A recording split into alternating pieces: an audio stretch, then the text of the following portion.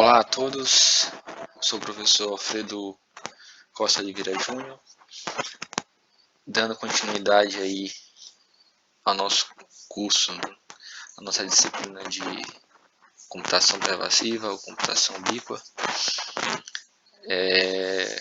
Podemos basicamente nessa aula de hoje falar sobre dispositivos e serviços inteligentes.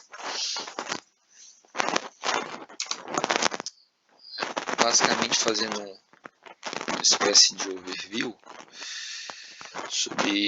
de forma bem genérica. Aqui tem uns pontos que vão ser abordados no slide, mas de forma geral, estruturando aqui esse capítulo 3. Em primeiro lugar, falaremos sobre as principais características dos dispositivos inteligentes, como meio de fornecer uma incorporação para serviços inteligentes e pontos de vista, abstração, virtualização para estes são considerados, todos esses pontos. Uma série de modelos arquitetônicos para sistemas ubíquos são considerados também. A seguir também será descrito o ciclo de vida, basicamente o ciclo de vida também, do serviço e do acesso, esses serviços. E finalmente, na parte final, falaremos um pouco sobre o suporte do sistema operacional para a execução de serviço. Então, nessa parte final aqui, entraremos mais na parte do sistema operacional propriamente dita. Então, bem, esse aqui é só uma visão geral. Esses tópicos serão vistos aí na apresentação, mas na apresentação de hoje a gente apenas vai ficar nessa parte de falando um pouco sobre sistemas cliente-servidor para essa abordagem de computação ubíqua. Bem,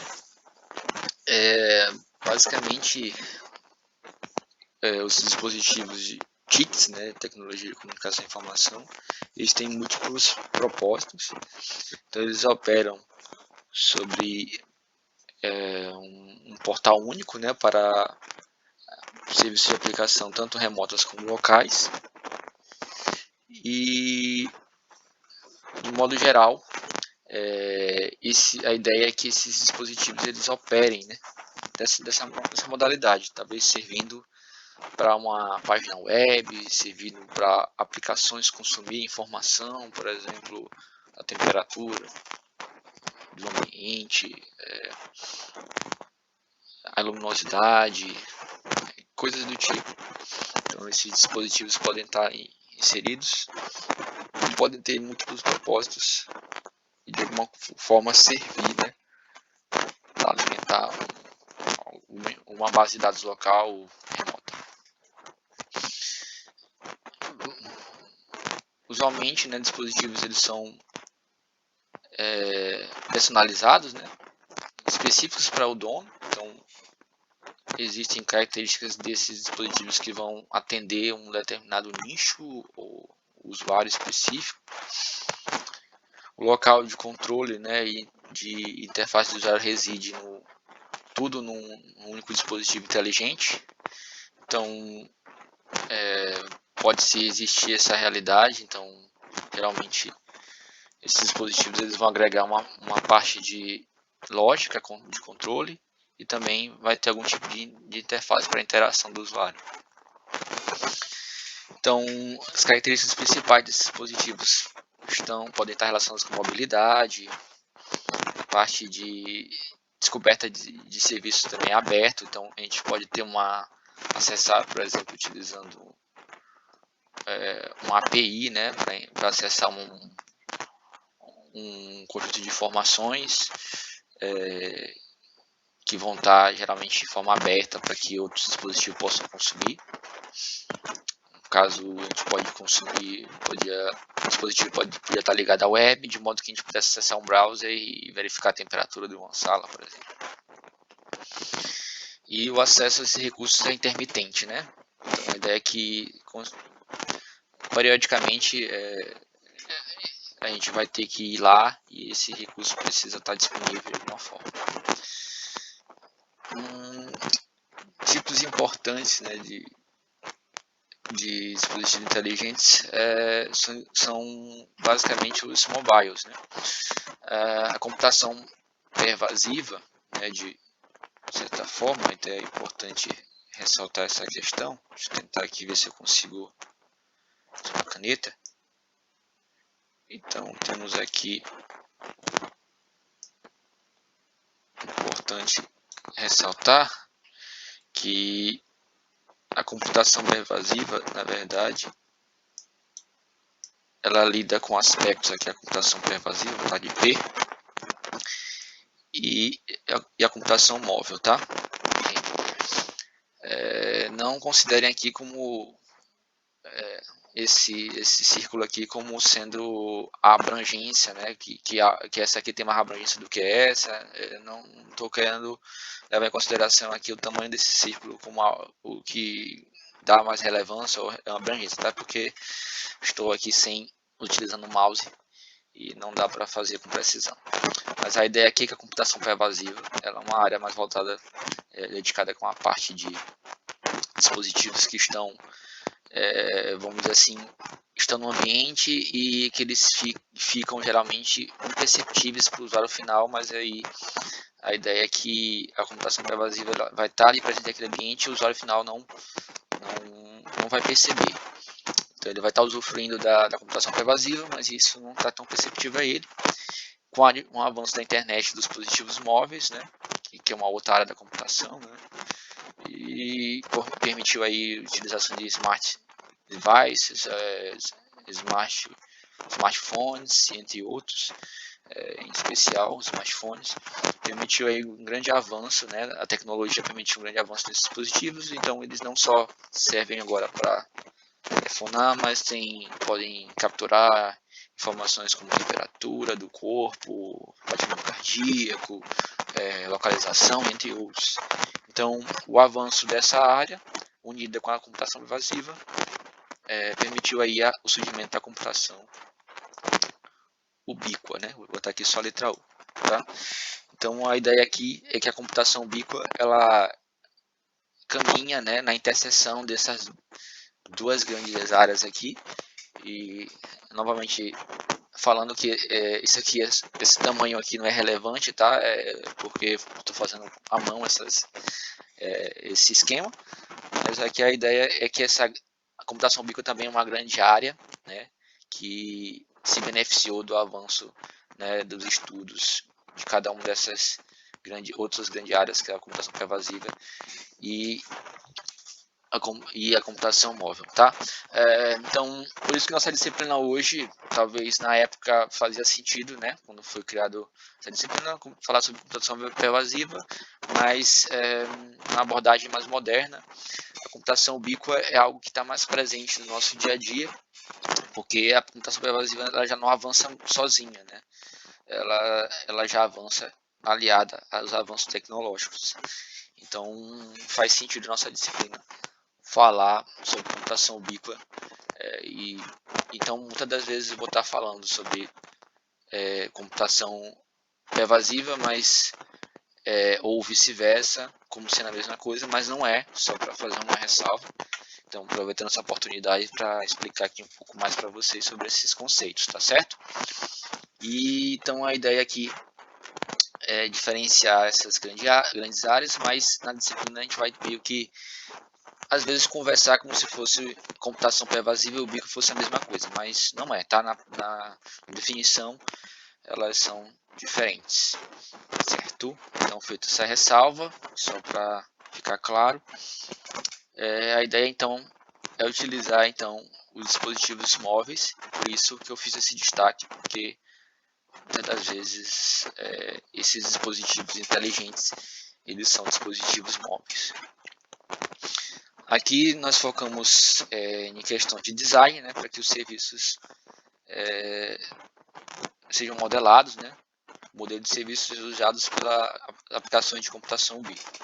Então a ideia aqui é pensar num modelo, né, em que os serviços possam ser facilmente integrados na realidade de computação ubíqua, e aí, querendo ou não, a gente pode estar utilizando aí esses dispositivos nessa nossa abordagem. E não só para computação ubíqua, mas para outras grandes áreas como a IoT, que é a internet das coisas, que provavelmente vocês vão ouvir muito falar aí para frente na nossa área de computação. E fica aí para um estudo futuro ou para outras disciplinas mais dedicadas, tá?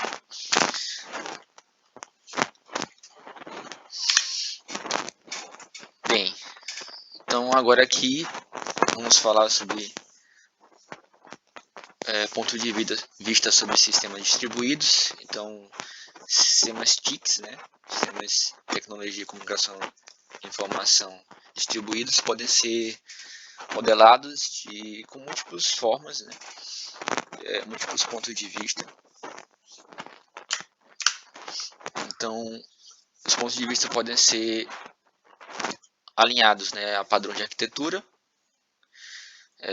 modelos conceituais que capturam o elemento essencial do sistema de TICs, né, de arquitetura de TICs, e de forma interrelacionada. Múltiplos pontos de vista, né? A gente pode estar vendo um ponto de vista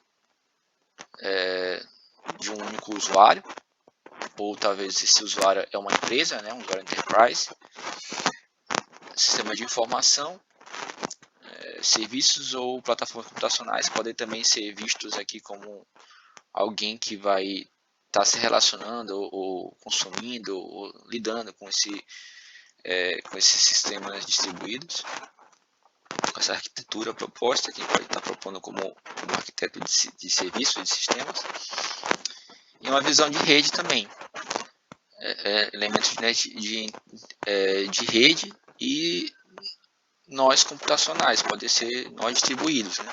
Arquitetura distribuída que está sendo proposta. Então a ideia aqui basicamente é pensar nesses sistemas distribuídos ou numa arquitetura que se adeque a esses múltiplos pontos de vista aí, que podem ser necessários a levar em consideração quando a gente for planejar uma arquitetura de sistemas, né, que venha atender alguma realidade de computação ubíqua. Essa é a ideia. Existe um modelo do I3E, né, padrão ISO, também, que é o RMODP, que aí vocês podem estar verificando, fazendo uma consulta para ter mais detalhes, mas aqui eu faço apenas um apontamento de que existe existe um padrão para você de ponto de vista, de modelo de ponto de vista que você pode seguir, né, como uma referência, essas referências aqui, para ajudar você a definir essas arquiteturas, esses modelos conceituais que vão ser importantes para capturar os elementos essenciais de uma arquitetura de sistemas TICs.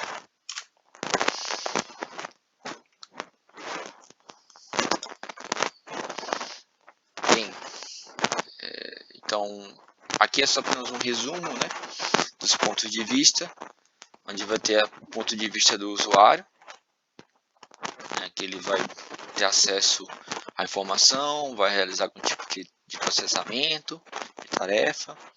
Do ponto de vista de rede, né, onde a gente pode ter aqui uma rede e pode ter um computador ou vários nós de máquina, né, acessando. Um ponto de vista enterprise, em que basicamente os usuários vão ter acesso, vão ter permissões, regras para acessar os serviços, né, que, querendo ou não, esses serviços são acesso à informação e fazer algum tipo de processamento de dados. Então, ponto de vista de negócio, é importante você considerar esses critérios aqui, tá? As políticas e as regras. Então, na visão da plataforma de serviço, podemos dizer que existe a interface de usuário, processamento de serviços e um gerenciamento de recursos, né? Então essas camadas aqui que são basicamente comuns, né, e e outros serviços de middleware, né? Que são serviços intermediários aí que permitem basicamente que esses pontos de vista acessem a plataforma, né, que a gente está propondo. Então, através dessas camadas que a gente pode estar oferecendo para esses pontos de vista aqui, eles vão poder ter acesso à informação. Essa informação, claro que ela vai ser tratada, mas basicamente a plataforma de serviço ela usa sensores para, por exemplo, coletar informações. Podem utilizar os controladores para fazer algum tipo de ação no ambiente, né, que tomada de decisão com base nas informações coletadas e processadas. Então, existe aí um tipo de controle, uma operação, por exemplo, ligar um ar-condicionado, ligar uma luz no ambiente, de acordo com os sensores de acordo com um sensor específico, né? Então, e isso tudo é processado e essas informações podem ser armazenadas, né? Geralmente ou numa mídia física ou uma cloud, alguma coisa do gênero. E aí a ideia é basicamente essa. Então, lembrando que aqui onde se vê a sigla A, estamos falando de acesso à apresentação, camada de apresentação, onde vê a letra I, estamos falando sobre acesso à informação ou dados. Quando vê-se a letra P, estamos falando sobre processamento e computação. E C, network, essa parte de network commons, basicamente é isso.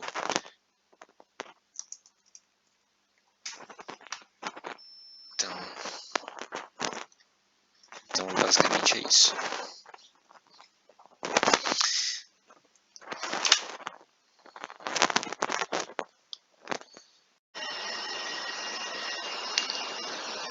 Bem, dando continuidade, vamos falar sobre a parte de abstração de sistemas, que é uma parte muito importante também. Bem, então, reduzindo a complexidade de sistemas utilizando a abstração. Geralmente, quando a gente fala de abstração, a gente também pode associar esse conceito com a modularização. Então, a arquitetura de sistemas focada, basicamente, quando a gente fala de modularização, na ideia da redução de complexidade através de conceitos, né? Ambos os conceitos de modularização e transparência. Então, a ideia aqui, quando se fala de critérios, né, para modularizar, a gente está falando de alta coesão, né, e baixo acoplamento. Então, quando a gente se fala desses dois termos, né, na área de orientação a objetos, principalmente, você deve ter visto ou ouvido falar desses conceitos, é tratar justamente de que quando você for fazer uma determinada algum determinado componente ou módulo, basicamente ele deve ser feito de modo que tudo aquilo que as funcionalidades elas estejam bem entrelaçadas, né, bem coesas, e de modo que esses módulos eles possam trabalhar de forma isolada dos demais, o máximo possível, claro. Então, quanto mais menos, como dizer assim, quanto mais, menor acoplamento, né, desses módulos que você desenvolver ou projetar eles, melhor eles trabalham de forma isolada, sem que na verdade, um erro, né, uma falha que aconteça nesse módulo afete os demais. Então, segundo Mayer, ele usou basicamente 5 critérios, né, que também estão relacionados com esses dois critérios que eu falei anteriormente, né, mas que é a questão da decomposição, né, o critério que divide o sistema em módulos, basicamente, a ideia de compositividade, né, que é basicamente compor particular, né, módulos existentes para uma forma de um novo sistema. Então a gente pode compor, né, um novo sistema com base nesses módulos já existentes. Compreensibilidade, que é basicamente compreender, né, a habilidade de compreender cada sistema de forma isolado, fazendo com que facilmente ele possa ser mudado ou composto em um sistema fora deles, né, basicamente. E continuidade, que basicamente mudanças, né, em um módulo reduzirão os efeitos, né, nos outros módulos. A ideia é que basicamente qualquer mudança que eu faça num módulo, ele esteja tal modo o máximo possível isolado, de modo que com a mudança nenhuma não afete os demais. E a parte de proteção, né, também erros, né, que também podem vir a acontecer dentro daquele módulo, né, a ideia é que ele se limite ao próprio módulo, então ele não se propague, né, para os demais. Então a ideia é basicamente que se construa a ideia de modularização com esses 5 critérios que são importantes, né? Então, decomposição, composição, compreensão, né, deles, né, continuidade e proteção. Bem, a ideia da interoperabilidade é um conceito que basicamente é muito relacionado a padrões, né, de código aberto, vamos dizer assim, quando a gente fala de programação, ou padrões open source, né, padrões que são conhecidos de forma universal e não padrões que são proprietários, né? Então, padrões que são de conhecimento, né, domínio público, eles geralmente são padrões que têm interoperabilidade. Então, quando você for produzir, né, uma abstração para um determinado sistema, para reduzir a complexidade dele, a ideia é que é ideal que esses padrões de projeto desse sistema tenham padrões de interoperabilidade, né, que são padrões, como eu falei, que como assim, de domínio público, vamos dizer assim. A abstração ela define essas coisas que são importantes em um sistema. Que coisas são essas? Né? Define coisas que são importantes no sistema, perdão. Então, a abstração que simplesmente vê ou acessa as funcionalidades internas, né, para fora, é chamado de interface. Então, a ideia aqui é que, basicamente, ela simplifique, né, a forma de acessar de ver e acessar essas funcionalidades. A abstração tem essa função, né, e a interoperabilidade entra nisso aqui, porque a ideia é que todo o projeto ele gira em torno do que se chama de interfaces. Então, essas interfaces, basicamente, que definem como é que os módulos externos ou sistemas externos irão acessar as funcionalidades do seu sistema, seja ele de computação ubíqua, né, ou um sistema diverso. Então, um exemplo, né, de visualização de sistema, basicamente temos aqui a parte de acesso, que pode ser via um browser, né, pode ser um aplicativo, né, a parte de apresentação do sistema, depois tem a parte de processamento, que pode ser justamente uma aplicação que lida com uma base de dados, ou pode ser uma aplicação de arquivos, ou processamento de texto, e-mail, etc. Essa aplicação que lida, por exemplo, com database pode executar, né, comandos SQL, que vai lidar com SGBD, que já essa camada aqui já está toda vinculada com gerenciamento de recursos, que esse SGBD, os dados são registros, né, em arquivos, querendo ou não. Então, qualquer que seja o SGBD que você está utilizando, querendo ou não, você vai estar trabalhando com arquivos, né, que são gerenciados por esse SGBD. Então, a ideia é que o SGBD ele tenha, né, um desempenho maior do que se fosse o arquivo propriamente dito lidado pelo sistema operacional, porque ele tem toda uma inteligência aqui para lidar com arquivo, desempenho, algoritmos que tornam o tratamento desses arquivos de um modo com um desempenho muito maior. Então a ideia é que, como a gente fala de trabalhar com arquivos, a gente está falando com gerenciamento de arquivos. E geralmente os sistemas operacionais modernos trabalham com a ideia de paginação. Então, que você tenta o ideal seja diminuir essas partes desses dados no disco. Esses dados vão ser paginados, então partes do arquivo podem estar em textos diferentes, né, do nosso disco que está dividido em páginas. E tem a parte de gerenciamento de disco. Você já deve ter visto todos esses conceitos aí na disciplina de sistemas operacionais. Então, dados eles são partes, né, de um disco magnético, né, que esse disco ele é setorizado, por exemplo, quando a gente está falando de discos mecânicos, né? Mas também tem os discos hoje.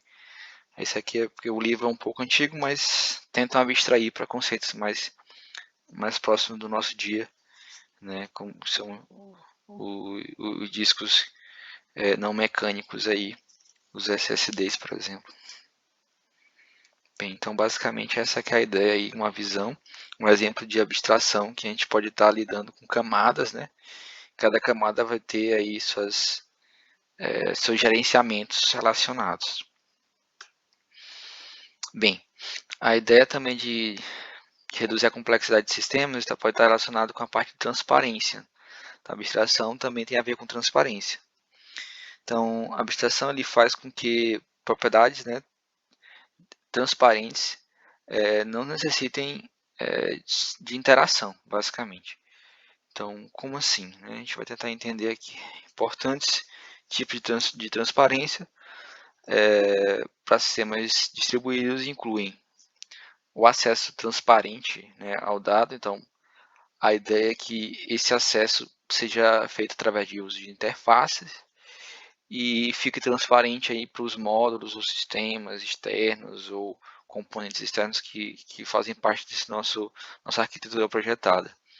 Então, a parte de concorrência também ela tem que ser transparente. Então, geralmente se utiliza threads aí, gerenciamento de threads, para lidar com ações concorrentes que são síncronas ou assíncronas. Então, a ideia é que se projete também de modo que o gerenciamento de processo através de um sistema operacional, geralmente, lide com essa parte de concorrência e seja de forma transparente, né? A parte de transparência também há falhas, né? Tolerância a falhas. Então, tudo isso daí tem que estar incluso, tem que ser considerado no projeto. A transparência para uma possível migração, então a utilização da interoperabilidade, que é justamente para trabalhar com padrões, vamos dizer assim, que sejam open source, geralmente, de domínio público, ou da comunidade, de uma comunidade que é de domínio público. O ideal é que facilite, né, justamente você migrar de uma tecnologia para outra. Seja se você utiliza um sistema de arquivos que ele é open source, então e que utiliza padrões, né, que são comuns para sistemas, por exemplo, Unix. Então a grande vantagem é que você utilizando uma boa você conseguiu utilizar muito bem a questão da abstração nesse projeto, você consegue migrar para um padrão semelhante, né? É, então você não fica amarrado a uma tecnologia simplesmente. E também você consegue escalar aquilo, né? De modo que você consegue ampliar aí, na verdade, de modo que você consiga, por exemplo, paralelizar talvez um processamento, por exemplo, através da inclusão de mais poder computacional, ou paralelizar de forma vertical ou horizontal, né? Quando você fala de verticalização, de escalonamento vertical, você está incluindo mais recurso naquele computador, ou você pode paralelizar colocando, por exemplo, é, processamentos paralelos, né, como com 2 ou 3 núcleos, ou coisa parecida, por exemplo, de modo que você consiga paralelizar, dividir a carga em sistemas distribuídos, de modo que você tenha não só mais um nó de trabalho, né, vamos considerar que temos mais de um nó de trabalho. No sistema distribuído você já deve ter visto que no sistema distribuído você consegue ter, por exemplo, mais de um nó trabalhando como se fosse uma coisa só, ou até 10 nós, por exemplo, de trabalho. Considere cada nó aqui tá, como uma unidade de processamento e memória independentes, tá? É como se fosse servidores ou computadores independentes, mas que num sistema distribuído trabalham como se fosse uma coisa só.